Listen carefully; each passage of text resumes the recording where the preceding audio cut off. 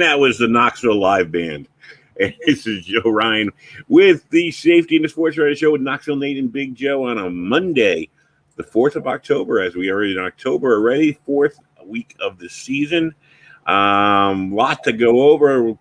Another great weekend of football. I mean, whether it's college, whether it's pro, you can't complain about what we've been getting. But we're going to do a pros tonight, and let's just start out with get through the soap opera, which was in New England last night. Can we now stop the Brady Belichick, whatever, make it into something more than it is, which is a football coach who coaches one team and a quarterback who plays for another team? They used to be together, now they're apart. This isn't Sonny and Cher breaking up. Okay, let's just let it go for now. Yeah, they built it up for 2 hours or for weeks and hours before the game about how it was all about Tommy, and then the game starts and we all realize that Mac Jones is already better than him. So I don't really get it. I mean, he definitely got outplayed by a rookie in that game. So just let the game play out. There's enough storylines in NFL football right now. It's the number one rated sport in our country. Everyone wants to see games. You don't have to create these false narratives to get people interested. Yeah, it's not WWE. We don't need steel cage match. It's not, Tommy standing there and they're like, I'm here, I forget you, Bill. Yeah, I mean, came in and take my town back. Chairs, yeah. Then I'd be cool with it. I'd be like, oh, here comes Bill Belichick with his shirt off, and he's smashing Tommy with a chair. Then it would be cool. But it's just a joke. I mean, let them play the game, and they don't even give credit to who deserves the credit, which is that rookie quarterback who was playing and I don't like the guy, but I have to admit he was unbelievable. It was pouring down rain. He's throwing darts. They can't run for a yard. And he still would have won if Nick Folk didn't suck and bang it off the upright. Yeah, I'll tell you, this is why, and I'm not trying to pat myself on the back, this is why I agreed with Belichick. It was going to happen anyways. Look at how much he's improved in 1 month. You know what I mean? This is what Belichick was hoping. I mean, I'm sure he thought they would have maybe be 2-2. Not 1-3, which is kind of behind the eight ball with how well the Bills are playing. But still, he now has a quarterback who has 4 weeks experience playing in the NFL. And he's only going to get better because he's only going to read things faster. He's a smart kid. He comes from a great college program, as close to a pro program you could find in college.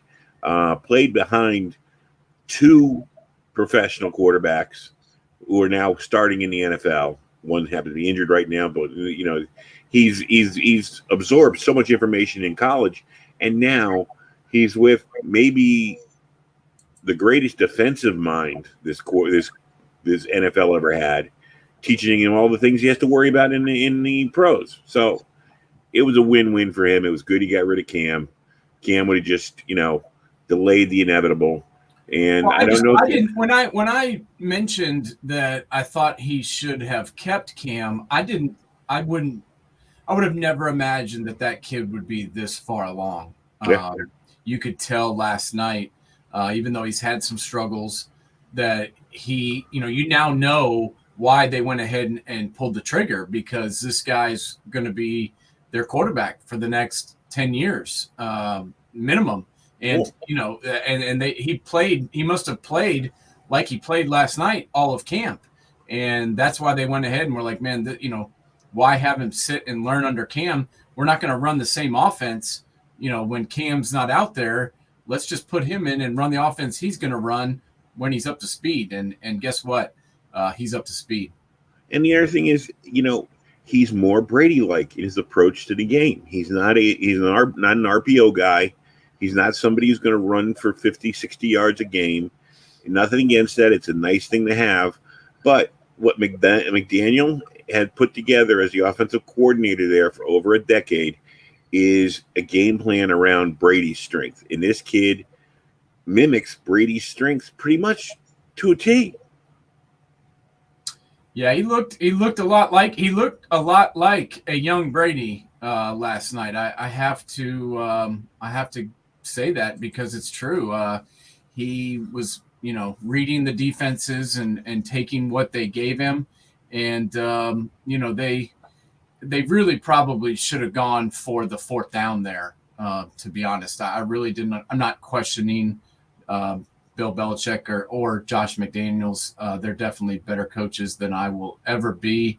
However, it just didn't make a lot of sense to me why they would kick that. I mean, maybe if it was a nice night, I Yeah. could understand you trying, Nick Folk's longest kick ever, but there was a banged up Nick Folk. He has a leg injury, a plant leg injury that they've known about for weeks. It was pouring down rain as hard as it could possibly rain, and you try and have him kick his career long. That was set up for failure, in my opinion. Yeah. No, the only thing you can say in their defense is it did doink. It It did did go. almost go in. I Yeah. will give him that. He did almost make it. So I guess he asked him, what's your range? And he told him 56. And he was right. He just pulled it. Yeah.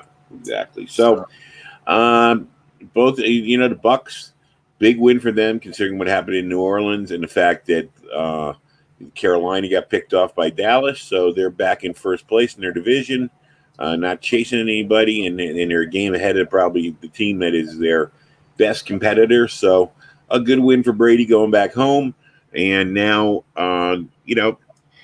Belichick, he has his work cut out for him to get the rest of the team, the running game up, because he's going to have to start winning some games. It's not, now he's got a quarterback he can trust, but he's got to start winning some games, and he knows that better than you and I know it. So let's go back to last Thursday night where the Bengals came from behind with Joe Burrow to win a big game.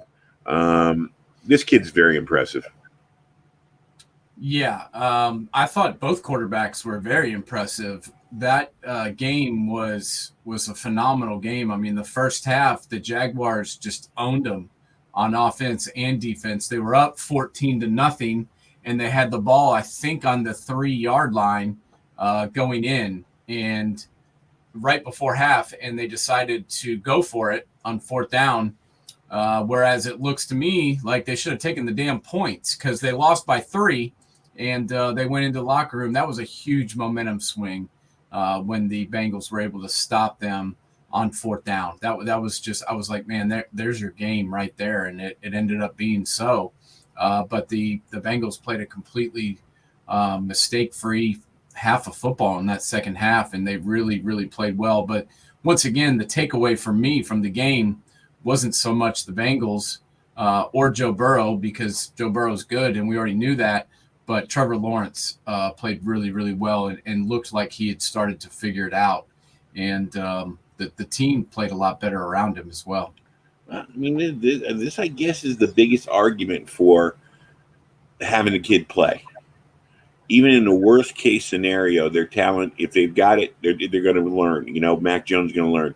Trevor Lawrence is going to learn. If you watch them and they struggle, you know that maybe they don't have the talent, or they're going to either have to find it themselves. You know what I mean? We'll get to when we talk about the Giants. Daniel Jones seems to be getting it right now.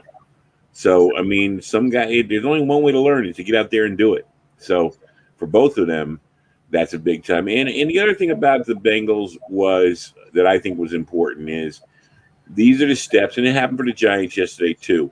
When you're a team that's been losing for a long period of time, when things start to go bad, you kind of throw your hands up in the air sometimes and say, well, it's another week we're not going to win.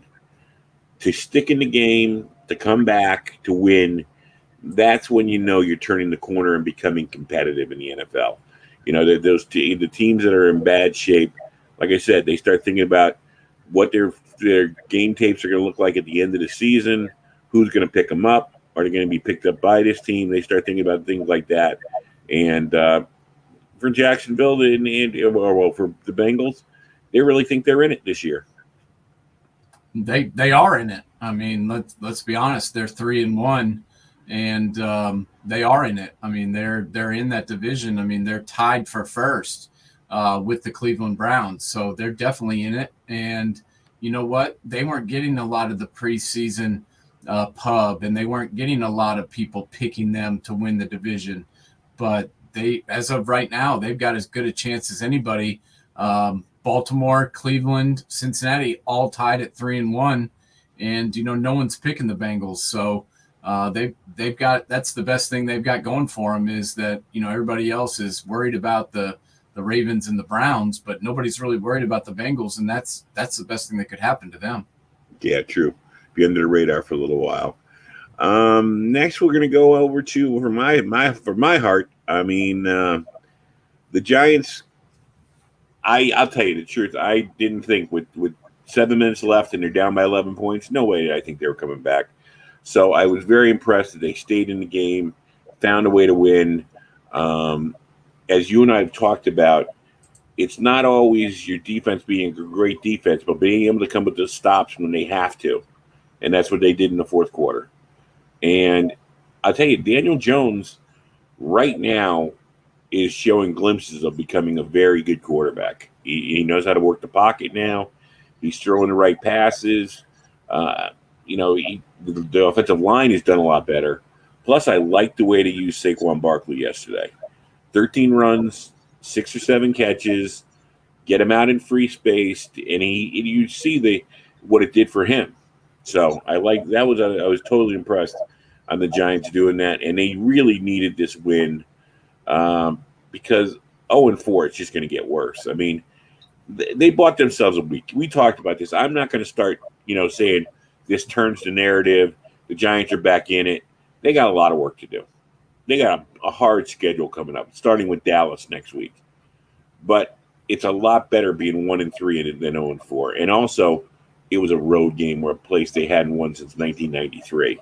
So a couple of big curses came off their back yesterday.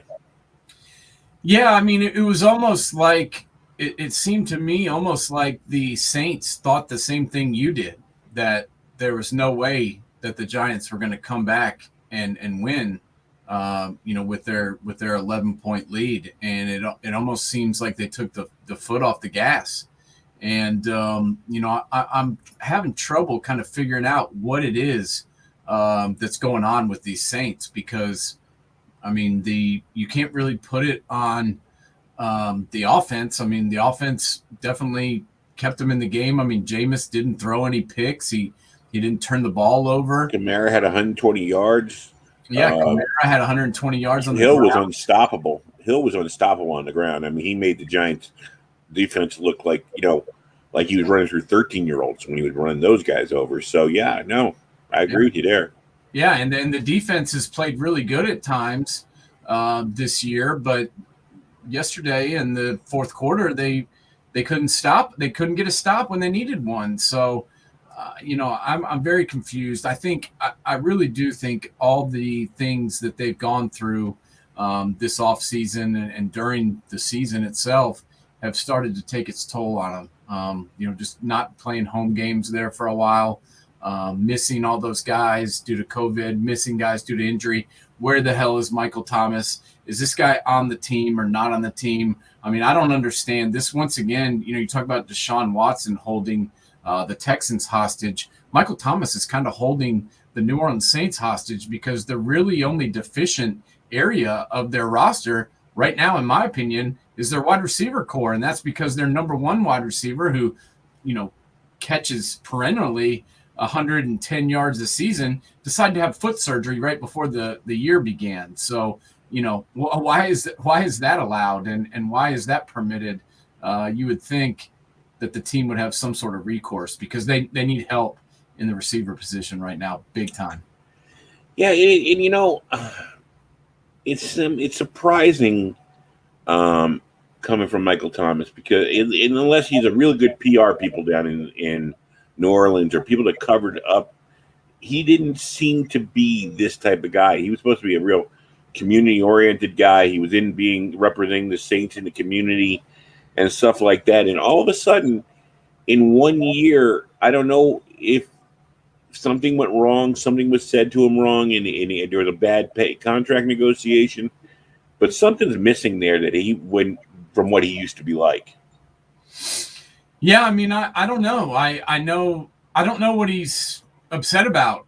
He's making real good money. I don't know if you've noticed, but he is definitely one of the highest paid players and definitely one of the highest paid wide receivers in the game. He signed a 5-year contract extension for $96.25 million and became, one of the highest paid players in the league and got a $20 million signing bonus just for that. So that was in 2019. Here we go, fast forward 2 years later, and he decides to get a foot surgery right before the season starts. So I'm not real sure what he's pissed about. Yeah. Well, maybe he just needed the foot surgery. Maybe it's just we're trying. Maybe we were trying to read too much into it. But anyways, yeah, maybe he did need it, and maybe he should have gotten it about 6 months before that. So he could have played football. It reminds me years ago when the Mets had Carlos Beltran and he waited till like April to get knee surgery. It's like you couldn't have had it in like January. So, anyways, surprise of the day: the Jets outlast the Titans. What is up with Mike Vrabel these days? I mean, that should never happen. I know any given Sunday. I know I just talked about the Giants upsetting New Orleans, but the Giants are a couple of years ahead of where the Jets are right now. And the Titans are the class of their division. To let that happen is really surprising. It's good to see Zach Wilson, what he did. I mean, but wow, that was so totally unexpected. Yeah, and is this more an indictment on the Jets and their progress, or is this more an indictment on the Titans and where they are? Because if they don't come back and win that game in overtime against the Seahawks, you're talking about a team that's 1-3 right now instead of 2-2, and they haven't looked good. I mean, except for Derrick Henry, I can't really think of one of their players that's having a good season. Their defense is a little bit better than last year, but not a whole lot. Their wide receivers, pretty much neither one of them played yesterday, and I think that hurt. A.J. Brown, Julio Jones, both inactive.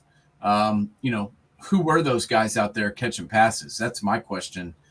Jeremy McNichols, Chester Rogers, Nick Westbrook, Ekine, Anthony Ferkshire. Any of these guys ringing a bell to you? Because I've never heard of any of them. No, not on my Christmas card list. Yeah, not on my list. And you know what? Their quarterback, he looks, not great either. So their offensive line still having problems. He was sacked 7 times yesterday. 7 times. By the Jets. That's happening way too often. Yeah, 7 times by the Jets, who don't even have a pass rusher. Pass rushers on their team. Yeah. I mean, Quinnen Williams is a defensive tackle, and he had 2 sacks. Yeah. It's just a joke. Their offensive line's just garbage. Their defense is not fixed from last year, and to be honest, the play calling's questionable at best.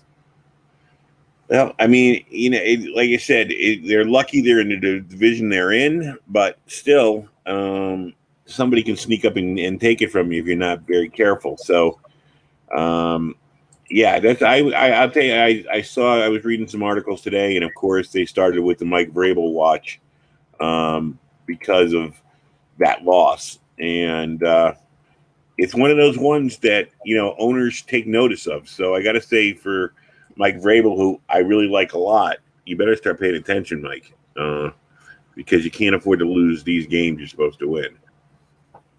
Yeah, I mean, this seems to happen to them a lot. Also, if you recall last year, they lost a game up in Cincinnati where they were just never really seemed like they were into the game. And that's kind of how it looked to me yesterday. They just kind of didn't seem real interested with playing the game, of course, except for King Henry, who running over people nonstop. I feel bad for him because they seem to be misusing him. There's really not many holes. And like we mentioned with the 7 sacks, there weren't a ton of holes either. Anybody but Derrick Henry definitely wouldn't have had 150 yards. Yeah, you can't be wasting the best years of his career like this. You gotta really surround him with talent and give him a chance to win something, maybe get to a Super Bowl at least. I mean, a guy like that deserves to play in February just once at least. And it'd be a shame if he has to go through it and be like an Earl Campbell or one of those guys. So we'll see. But they've got a week to try and get it back together, and we'll see what happens. Washington against Atlanta. What a weird game. Matt Ryan threw for what, 4 touchdown passes? I believe so. Yeah, and then they had a kicker, and they end up 40-34. I mean, you explain that game to me. That was going on while I was watching the Giants. Explain it? I wish I could. It didn't really make any sense to me. It was kind of back and forth, and every time I thought one of the teams was taking over, the other one would give up a score. And to be honest, the defense at the end was just atrocious by the Atlanta Falcons. I don't know if you saw the last play, but it wasn't like a real intricate play. The Washington football team snapped it back to Taylor Heineke. J.D. McKissick just kind of, swung out of the backfield, and he just chucked it over to him for about a 75-yard, 80-yard run. And it was kind of like, that's the play that beat you. Yeah, it's embarrassing. It was kind of embarrassing. And the Falcons, they ran Dan Quinn out of town, but I'm not so sure it was all him because they've got a brand new head coach in Arthur Smith, and they're still losing. So, it's hard to just blame Dan Quinn on it, but I mean, they put it together for 1 year, but whatever they had that year, they let it get apart. I don't know. I mean, it's definitely a defensive problem because Matt Ryan can still sling it with the best of them. As you would always say, you scored 34 points. You should expect to win that game. Yeah, no, the Falcons had 30 points and couldn't stop the Washington football team in the fourth quarter, and gave up 12 points. Just their defense, because their defense is horrible. But I do want to point out really quickly, what an effort by Cordarrelle Patterson. I mean, this is a guy who led Atlanta in rushing and led them in receiving, and essentially played his entire career as a wide receiver, kick returner. Well, he's a lot more than that now. He's pretty much the Falcons' whole offense, besides Matt Ryan. Yeah, I thought that it wasn't even. Well, I don't give credit where credit isn't due, but yeah, these slash type players are becoming more and more prevalent in the NFL, and it's good to have one of those on your team. Well, he had touchdowns yesterday, so he caught 5 passes for 82 yards. 3 of the 5 were touchdowns. That's nice percentage. Nice percentage. Yeah. Buffalo just tore up the Texans, and I don't know if we saw the Texans play hard early in the season, and maybe we saw the only good plays they're going to have. Still, the Deshaun Watson situation is still boggles your mind what they're going to do with him. It's now you've blown off almost a quarter of the season. What are you doing?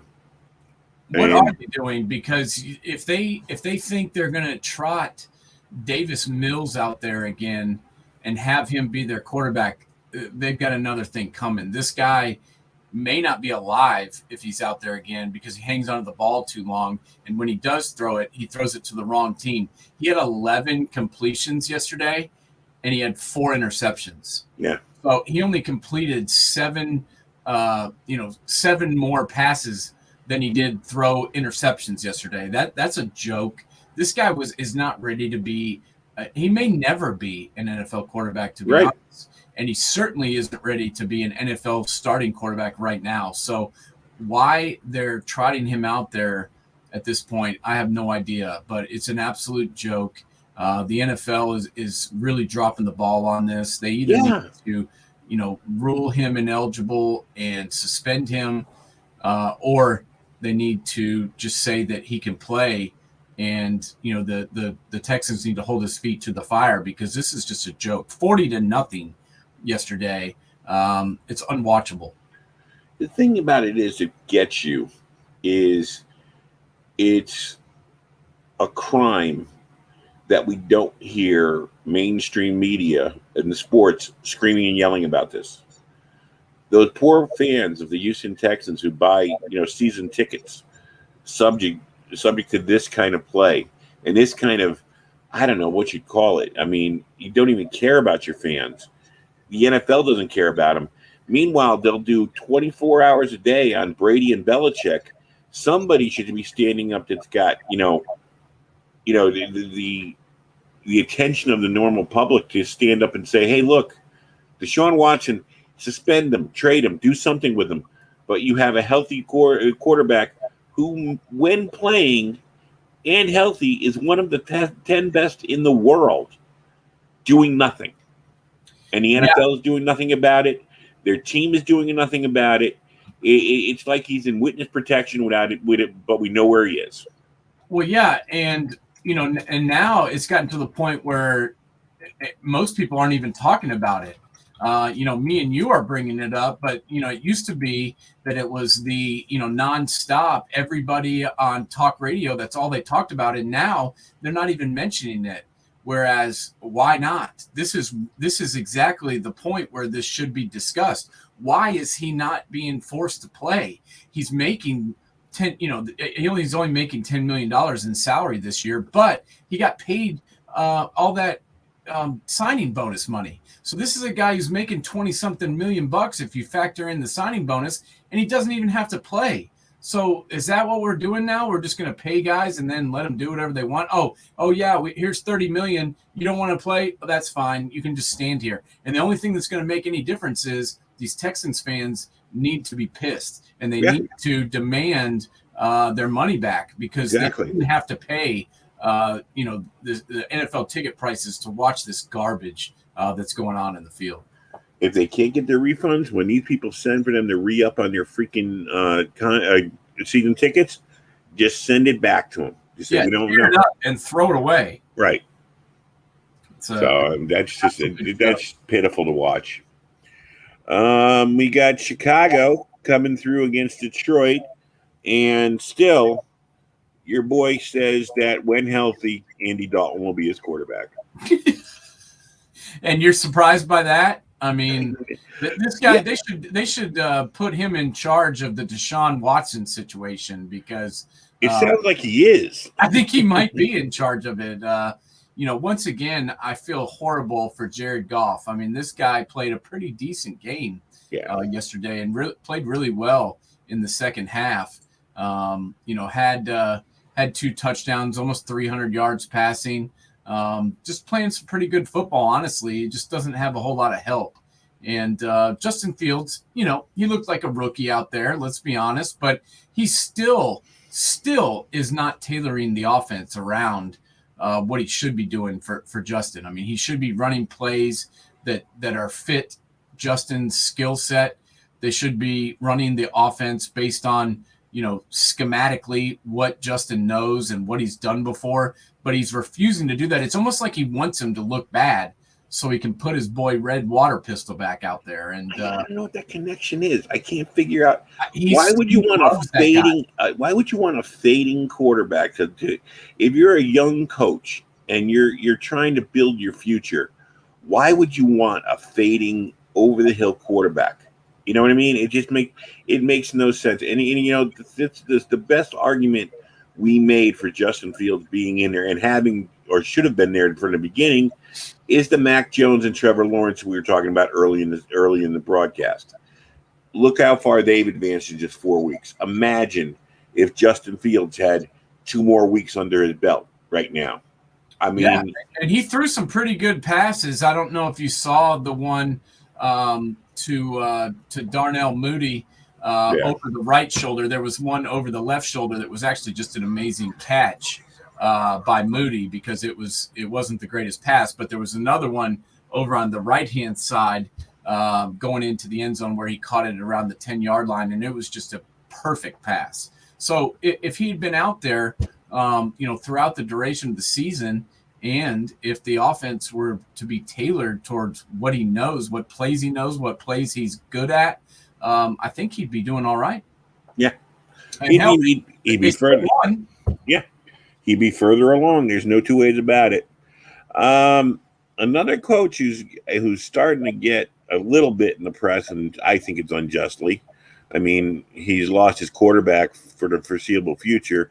The Colts take care of business against Miami, and now Brian Flores is starting. There was somebody saying he should be, under the gun, and I'm like sitting there going, the guy's just trying to build something out of the ashes of Miami and Adam Gase, and he still doesn't have a lot of great players down there. And Tua still has not been able to, he's just starting to see what he can do. I mean, I just think too many people are. We become a society of fire him. Don't let them. Don't see what they can build. I mean, well, last year he was a genius for the fact that he won 10 games with this roster, and now he sucks because they've lost a couple of games when they don't have their starting quarterback. Right. It makes no sense, and I don't understand it at all. What did you want him to do? I mean, take down the Colts with Jacoby Brissett. I mean, they played really well last week and almost beat the Raiders, who are undefeated and playing some of the best football in the league. So, why not look at that game and talk about how great they played instead of this game, which, wasn't as good. We judge things week to week. I'll never forget, it was Paul O'Neill. It was talking about baseball, but I think it's affected everybody. We've become, as he called it, a Xbox mentality. They think players always feel great, never get dinged up, go in the game, and they all think it's like a video game instead of players get hurt. Players never feel great after the first couple of weeks of the season. You're trying to string things together. You don't know who's in treatment, who's not in treatment. And also, the team on the other side is coached by professional people who are pretty damn good too, and they're pretty damn good players. So it's not always easy to just sit there, especially you hear Urban Meyer a week ago. It's like playing Alabama every week. Get it, people? That's Urban Meyer. Urban freaking Meyer saying that. Yeah, no, it is. And I thought that was a pretty good analogy because, as we discussed, that's pretty much what you are doing because every team's got 25 Alabama players on it. I honestly thought Jacoby Brissett played pretty well. 20 of 30, 199 yards, 2 touchdowns, no interceptions. He did fumble the ball and lose it once. But, honestly, this is a guy who hasn't played a ton of football in the last few years and has primarily been a backup his entire career. And for him to go out there and have that type of performance, I thought he did fairly well. I know most of the points that Miami got were scored late, but they still got them in before the game ended. So I don't really understand the criticism of Brian Flores. I think those are idiots looking for clicks, in my opinion. I totally agree. Cleveland swinging by Minnesota. Now, you're more of a believer in Zimmer than I am, but on the one hand, his defense did hold Cleveland down. Is the Kirk Cousins experiment over with? What's going on up in there in Minnesota? I mean, Kirk Cousins was great last week. I mean, as you said, apparently it's a week-to-week thing in this league, but he was unbelievable last week and took down Russell Wilson and outplayed him last week. So this week we're ready to fire him again. I don't know, man. I think Kirk Cousins is just fine. He didn't have his best game, but this was a tight matchup, 14-7 for a team like Cleveland that won 11 games last year. The Vikings have had a pretty tough schedule to open up this season. They lost a close one to Cincinnati by 3 points. In overtime, they lost to the Cardinals by 1 point. It's looking better. It's looking like a bigger game now because of what the Cardinals are doing. Yeah. Right, and they lost by 1 point when their kicker missed a kick, and then they took down the Seahawks in Seattle. So I don't know. They've got the Lions, the Panthers, the next 2 games, and I kind of think the Vikings are going to win both of those.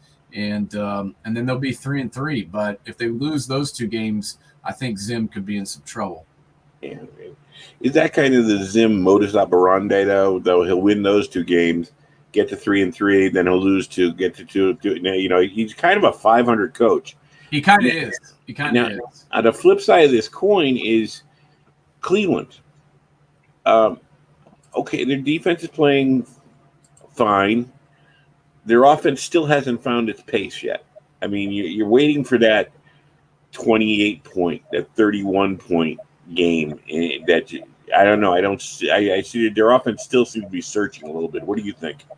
Yeah, I wasn't real impressed with their offense yesterday when I went back and watched it. But, I mean, let's be honest, the Vikings did play really well on defense. And that young secondary that the Vikings have seems to be getting better. And, they held Baker Mayfield to 15 of 33 for 155 yards. That's a 59.5 rating. That's not good. No. But they were still able to run the football. Nick Chubb went for over 100. Kareem Hunt ran for 70 yards. Both of them over 4.5 a carry. They're still able to run the football. So if you can run, this just goes to show you that if you can run the football and you can play defense, you can still win games in the NFL. Are you looking at the stats from that game right now? The Cleveland. I have looked at them. I've got them pretty memorized. Wow. I just wondering if you saw how many targets Beckham got. I believe he was targeted 7 times, and he only caught 2 balls. So once again, this offense has looked better every time he's been out, and that's just a fact. I'm not saying that they're better without him. I wouldn't say that because he is a good player, but it just seems like the offense is more efficient when he's not there. Because I think the quarterbacks, and I'm not throwing this at Beckham, okay? But I just think quarterbacks, when they think he's on the field with them, they got to try and use him, and I just think they force it a lot of times. And it is what it is. I agree. I mean, he was. Baker was around 50% less than 50% passing yesterday. That's not going to get it done normally. No. But, when they're running the football like that, when their defense is playing like this, they're able to still squeak out a win. So I'm more impressed that they were able to win this game than, worrying about their statistics. And then Kansas City, Jalen Hurts played well, but Kansas City, 42-30. Yeah, I mean, I'm very impressed with the way that Jalen Hurts has played. Even in that Cowboys game, when he had time to throw it, and when the receivers were actually running the right routes, he was hitting them. And yesterday, 42-30, but I kind of put this more on the Eagles' defense. Their defense has just been garbage, not really mattering who they play. They haven't been able to stop anyone. And Tyreek Hill went nuts, 11 catches, 186 yards, 3 touchdowns. He's just ridiculous and pretty much unstoppable at this point. Yeah. Arizona, I thought the Rams had clicked in, especially after that Buccaneers win. But Arizona's proven me wrong, man. I thought I was expecting Arizona to come back. I don't know. Is there something going on we don't know about with the Cardinals? Is there something J.J. Watt's leadership in the locker room or something that's changed the way they go about business? I don't know. Or is Cliff Kingsbury just smarter than we thought? No, I don't think any of those things. Honestly, my opinion is they have a healthy Kyler Murray. Kyler Murray is that good. I don't know if you watched him play in college or if you watched the first 8 games last year, but he's pretty much unstoppable.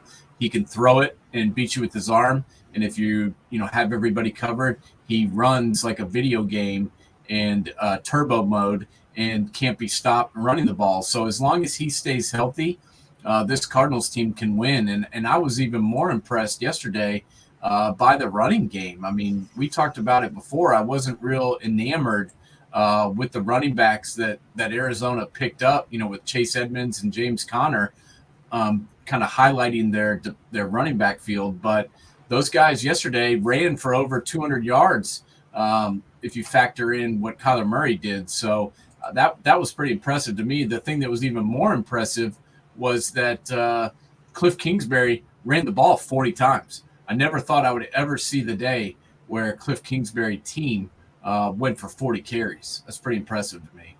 Well, you wanted to keep the ball in the hands of Matt Stafford, I would assume, Yeah, because no, it was a good game plan. I yeah, rip on him occasionally for just because I think he thinks he's kind of a badass, but whatever. He did have a good game plan yesterday. He's got this team playing well, and you got to give the front office some credit too, because this is a front office that was able to bring in DeAndre Hopkins, also able to draft Rondale Moore, who's been an unbelievable rookie so far, and then they went out and signed AJ Green, who everybody, including myself, thought was finished. And he had a 41-yard touchdown yesterday and 5 catches on 6 targets, Odell. yeah, stuff it there, buddy. Yeah.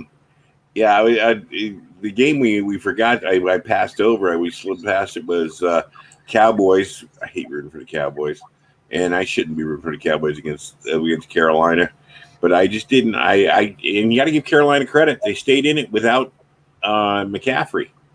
But the Cowboys took care of it in the end. Is Sam Darnold doing something different?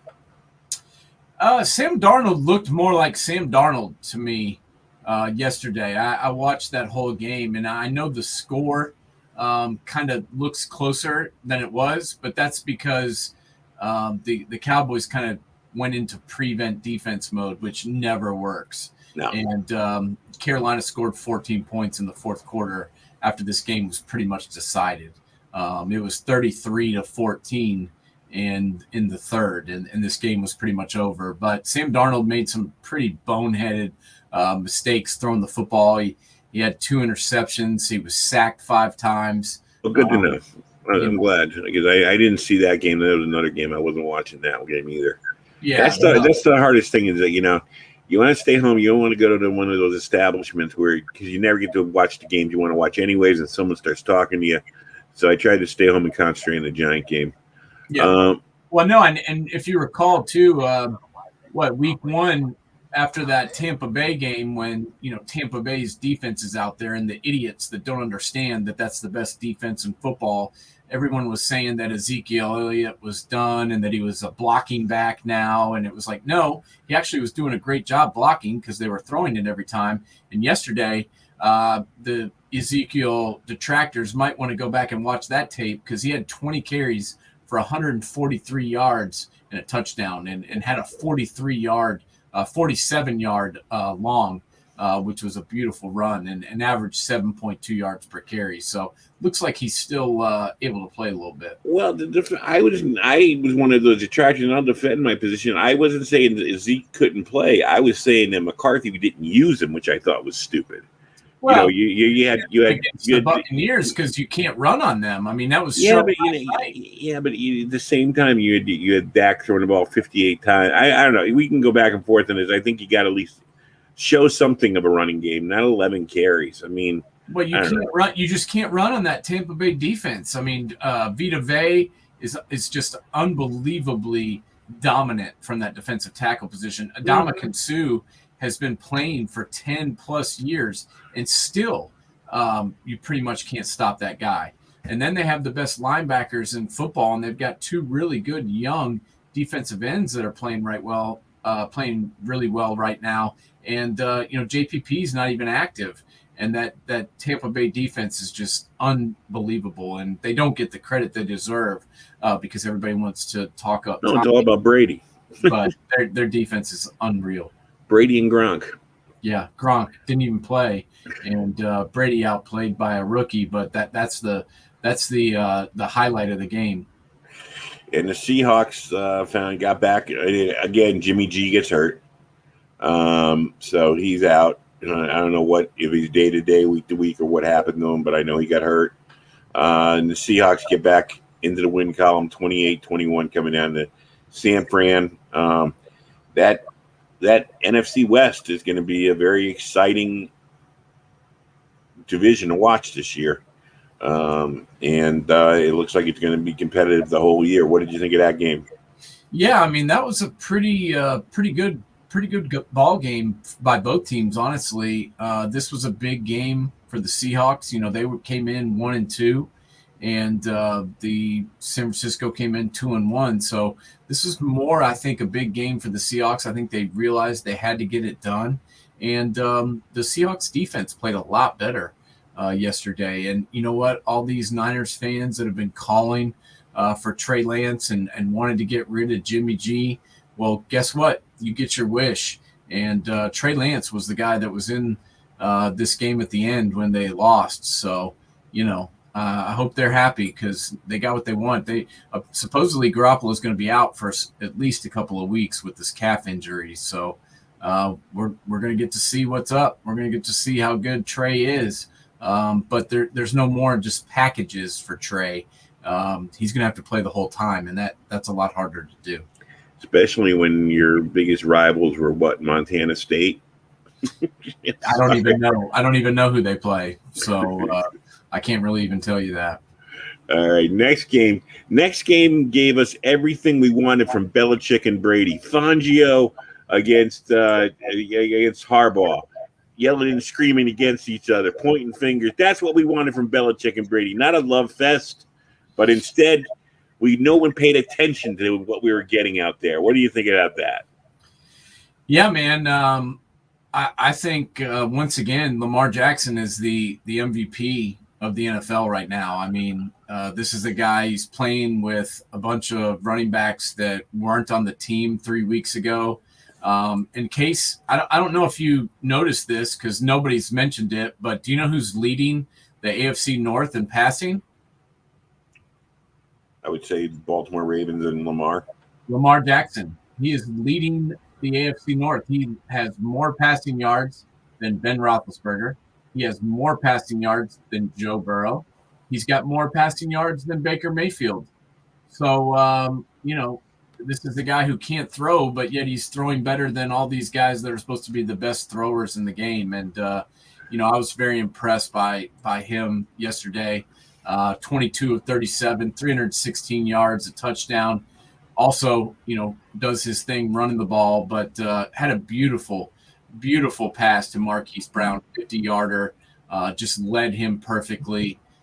Those guys were just made to play together, and it was a beautiful thing. And, your boy Fonzio out there must have had poop in his pants because he was very agitated after the game. But, he was mad that the Ravens were going after this record. Well, you know what? If you weren't trying to score with 16 seconds left, maybe you wouldn't have given them the ball back, and then they wouldn't have had to even run a play. So, Never know when Jock Itch will rear its ugly head.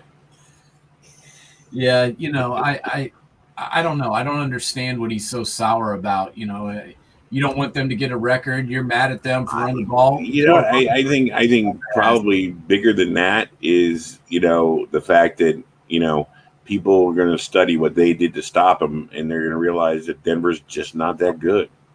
Well, yeah, and Teddy Bridgewater he got hurt. And Drew Lock went out there and started throwing it to the other team again. So I tell you, Teddy and Jimmy G, and if you just feel sorry for him because always sees an injury interrupts something on them. But at least Jimmy G got to a Super Bowl once. But those guys, no matter what, always an injury.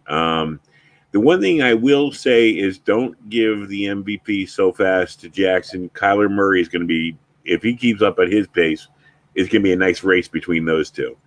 Well, Kyler Murray's got a lot of help, though. I mean, they've got their running backs that they've had the entire season, and they're both doing really well. And then he's got, 3 Hall of Fame wide receivers out there. I mean, I'm not seeing any of these guys on the Baltimore offense go into the Hall of Fame. I'm just saying as a individual player, Lamar has got it for me. I mean, Kyler's great, and he's doing really well, but he's also got some help, whereas Lamar is putting this team on his back and carrying them to the finish line. Well, in the battle of the aging quarterbacks, the Packers took care of business against Pittsburgh. This is getting more and more to look like it's going to be a down year for Pittsburgh, even though we both love Tomlin. They're too dependent on that defense, and Roethlisberger is starting to show his age. Yeah, I mean it's not looking good right now, but I'm not ready to, I'm not ready to throw dirt on top of the Steelers just yet. This is a game that was pretty close, honestly. Until late in the third quarter, and I don't know. You got to realize that this offensive line is not yet gelled. The question is, will they ever gel? I don't know, but they better figure it out pretty quickly because Ben's not he's not having a whole lot of time back there. They're not able to run the ball. This offense is definitely having some problems, and 17 points is not going to cut it when you're playing against the Packers. And also, they're playing in it. We talked about the division already. Cincinnati is getting better. There's been surprising so far. Do we think they've turned the corner? I don't know. Cleveland showed they could win last year. The Ravens have shown the last 3 or 4 years or the last decade they know how to win it. Harbaugh knows how to win it. So if they're waiting for their offensive line to get it together, they better get it together relatively fast because it's going to be late early, as Yogi Berra would say. And it's in the NFL. That's the one thing you don't get a lot of time to make up ground. And things don't really get that much easier for the Steelers. The good news is they play the Broncos next week, and more than likely the Broncos are going to be without Bridgewater, Teddy Bridgewater. So we'll see what happens. But yeah, that's next Sunday. They play the Broncos, then they play the Seahawks, and then they go to Cleveland, and then they've got the Bears, the Lions. So they've got some winnable games coming up. But I really think this Broncos game next week is a must win for them. And I hate saying that in week 5, but I really feel like it is. Well, it's not saying it too early in football because there are teams out there that have must wins if they want to. The Giants need this win this week. There's a few teams that need to make some statements, just to be competitive and stay close. Because a couple of these teams can put it away fast. I mean, now the Patriots are coming up on a must-win. And Dolphins are coming up on a must-win, depending on who they're playing. I mean, we'll see what happens. But it was another great week. I'll tell you that right now, between the outcomes we've seen, the excitement, and the matchups with even given the storylines that get beaten to death, NFL gave us a damn good first month of the season. I agree, and I feel really good about where the Patriots are at. I mean, I know they lost that game, but coming down the stretch there, I was really feeling like, regardless of whether they win this game or not, I'm feeling pretty solid about the moves they made. I mean, both tight ends, Jonnu Smith and Hunter Henry, both played really good. Both had touchdowns yesterday. They played the Texans this week, so there's a win. And then the next couple of games they play the Cowboys, the Jets, the Chargers, the Panthers, the Browns, the Falcons. So they've got some winnable games, and they're going to beat a couple of those teams that you don't think they should. Yeah, I hope so. I hope Belichick can get them back on case. Well, tonight we got the Raiders playing against the Chargers.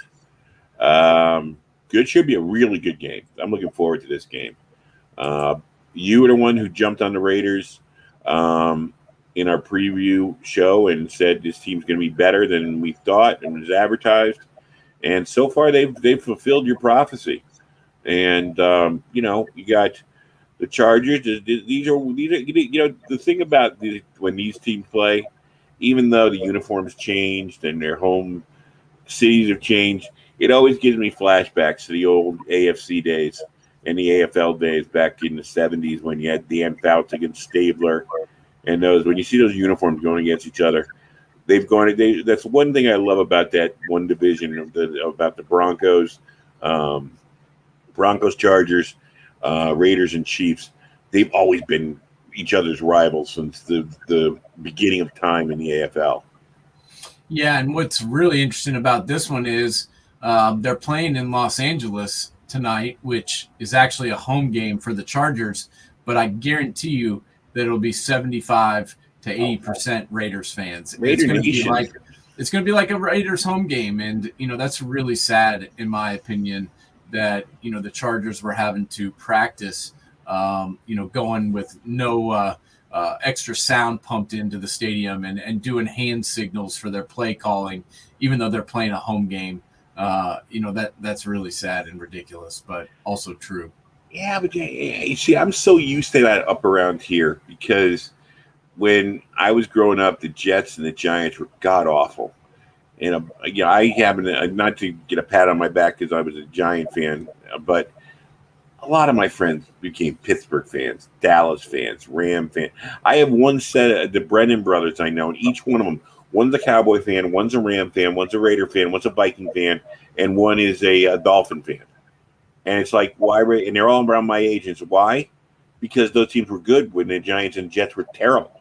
So they all had to pick a team so far out of town to become fans of it. I'm like, that's why Raiders Nation travels. There was a long time when there was a lot of places around the country where you had teams that sucked and the Raiders just filled the bill, I guess. Yeah, I always was a Jets fan because our neighbor a couple houses down was the quarterback for the Jets. So I just thought that was so cool. And the guy that lived up the hill from us was the punter for the Jets. And so that started my love affair when I was a little kid for the Jets. And which QB was that again? Pat Ryan. Oh yeah, Pat Ryan. He's from here in Knoxville, and I remember he played for Tennessee, right? Yeah, and then he was a quarterback for the Jets for 10 years. And Chuck Ramsey was also the punter for the Jets for a number of years, and he lived in our neighborhood too. So that was kind of cool growing up as a kid in Knoxville and having two guys in our neighborhood that played for an NFL team. Pat Ryan, if you look him up in Tennessee, I don't know what year it was, but I remember UCLA played at Tennessee, and it was a great game, a classic game. UCLA's quarterback was John Shara, who went on to play defensive back for the Philadelphia Eagles, and he actually led UCLA to an upset victory over Woody Hayes in Ohio State in the Rose Bowl against Dick Vermeil. He was a good quarterback. And John Shara and Pat Ryan was the quarterback of the Volunteers, and it was a great game. I just remember being a great game and watching the whole thing. It was great. So yeah, and Pat Ryan on it. Now that we're on the subject, he took over as the color commentator for the Vols this year, as Tim Priest, who was the color guy for 25 plus years. And one of the greatest defensive backs in Tennessee history. He retired this past season, and Pat Ryan took over. So kind of cool that that guy I grew up watching play quarterback for the Jets is now doing the games for the Vols. Maybe we can get him on man coverage. Yeah, we should, man. He definitely owes me. There you go. What from your paper route he never collected? No, I'm just saying I never egged his house or toilet papered his house because he was the quarterback of my favorite team. So, I think he owes me something. At least he owes you that. Yeah. Well, we did have a great guest though this past weekend. We had Bryant Browning on the show on Man Coverage, and he was a former Ohio State captain, and he did a really good job. So I was really glad that Bryant came on the show. It was cool to see, and I got to see Rico win a ball game on Saturday, and I got to see a victory on Friday night as well. So for your nephew, right? Yeah, he was unbelievable, and it was really fun to watch. Yeah, well, it was a good show. I listened to it. I'm glad Rico and the bus got started over again, and looks like he's home now, right? Yeah, they made it home. They had to get another bus to come pick him up, so I had to do the show solo, which was kind of weird, but it was cool. You did a very good job. Thank you. I got to talk college football, so that's all I really cared about. I had a lot to get off my chest, and I got most of it off of there. And then, I got to talk to Bryant Browning for a while, and he's a really, really smart guy, and was a really, really good offensive lineman in his day. And now he does a great job doing the Buckeyes post game for Spectrum News 1. And I want to thank Bob Suris, the coach of the Princeton Tigers, for coming on my show, Hanging in the Ivies. It was my first episode last week. Trying to effort some coaches this week. I'm trying to figure out if I'm going to get it on Friday, do a Friday show or do it a Saturday show. I'm trying to get this down. I know I drive people crazy with these kind of things.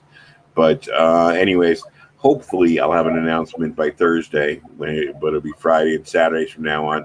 Coach Bob Zuris won against Columbia on Saturday. Big time fourth quarter win. They're now tied at the top of the Ivy League with Dartmouth, Harvard, and Yale. And Princeton is looking pretty good this year. But I'm trying to get Dartmouth and Yale, either Buddy Stevens or Coach Reno, to come on with me, or hopefully both come on with me this week, so we can talk about that hookup this weekend.